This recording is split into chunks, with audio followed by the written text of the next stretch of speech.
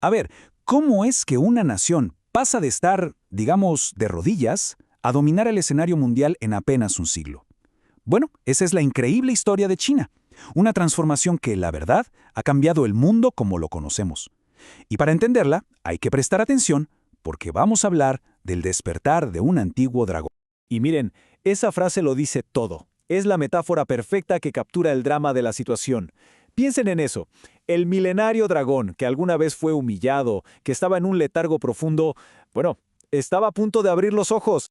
Y esa es la pregunta central que vamos a intentar responder hoy. ¿Cómo pasó todo esto? Para entender el ascenso de la China que vemos hoy, es clave, es fundamental que viajemos en el tiempo. Y tenemos que ir a su punto más bajo, al momento más oscuro de su historia moderna. Bien, vámonos para allá.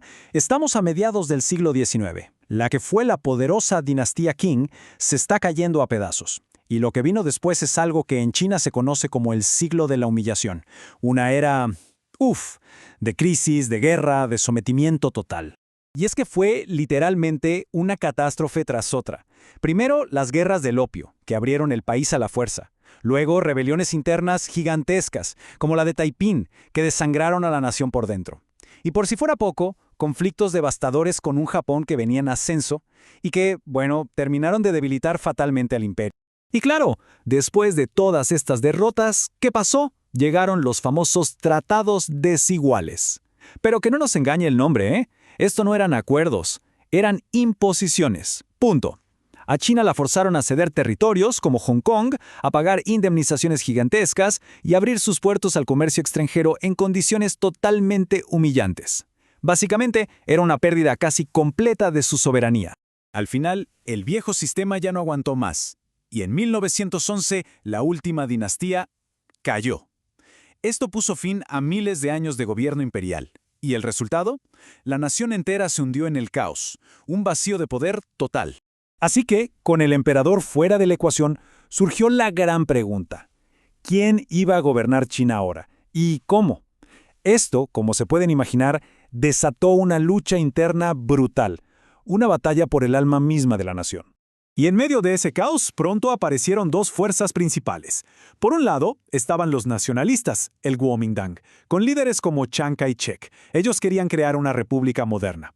Pero por el otro lado estaba el emergente Partido Comunista de Mao Zedong, que tenía una visión radicalmente diferente. Su idea era una revolución liderada por campesinos para crear un Estado socialista.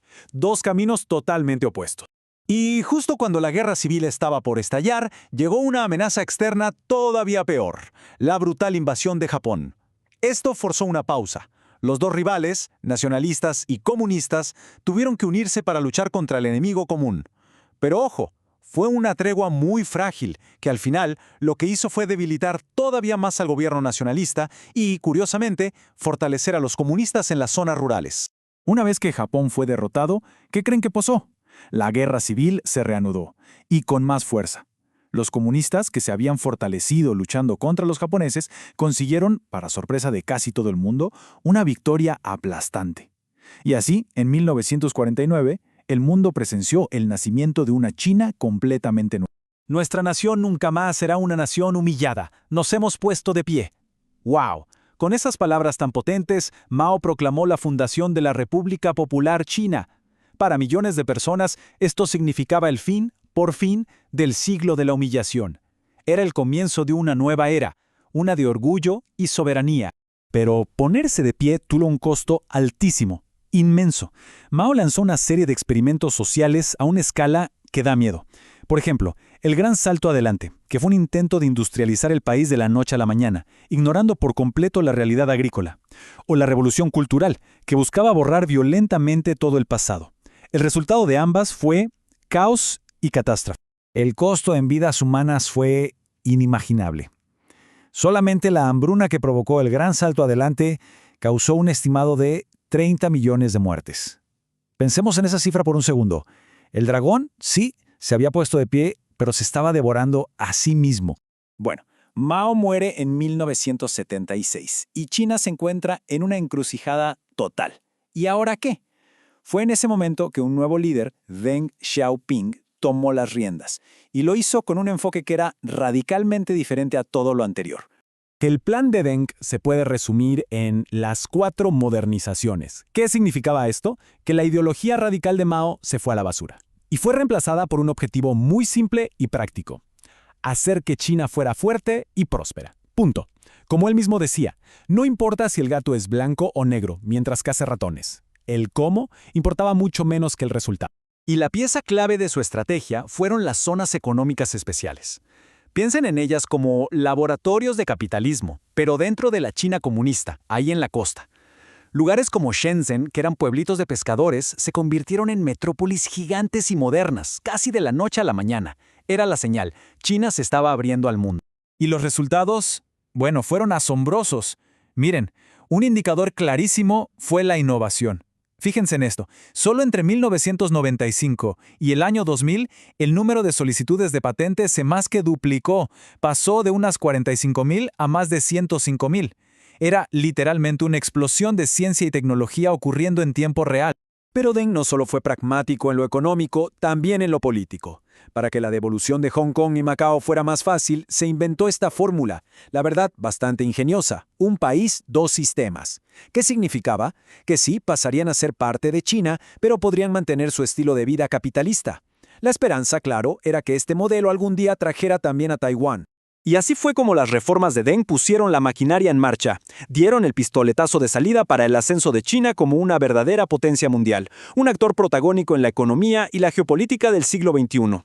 Y miren, el modelo de un país, dos sistemas funcionó, al menos inicialmente, para Hong Kong en el 97 y Macao en el 99. Pero el tema de Taiwán, que está gobernada por los descendientes de los nacionalistas que huyeron en 1949, ese sigue siendo el gran problema sin resolver. Es el punto de tensión más importante y, en el fondo, un legado directo de aquella guerra civil. Pero ojo, el nuevo poder de China no era solamente económico. El país también consolidó sus capacidades militares, incluyendo su arsenal nuclear. Y esto es un pilar fundamental de su estatus de superpotencia y una pieza clave en su influencia estratégica en todo el mundo. Y claro, ese poder militar se respalda con una inversión masiva. El presupuesto de defensa, como vemos aquí, crecía y crecía a un ritmo vertiginoso a finales del siglo XX. Y esa es una tendencia que, lejos de detenerse, no ha hecho más que acelerarse desde entonces. El momento cumbre, digamos, la graduación de su integración económica, llegó en el 2001. Ese año, China entró oficialmente a la Organización Mundial del Comercio. Ese fue el sello final.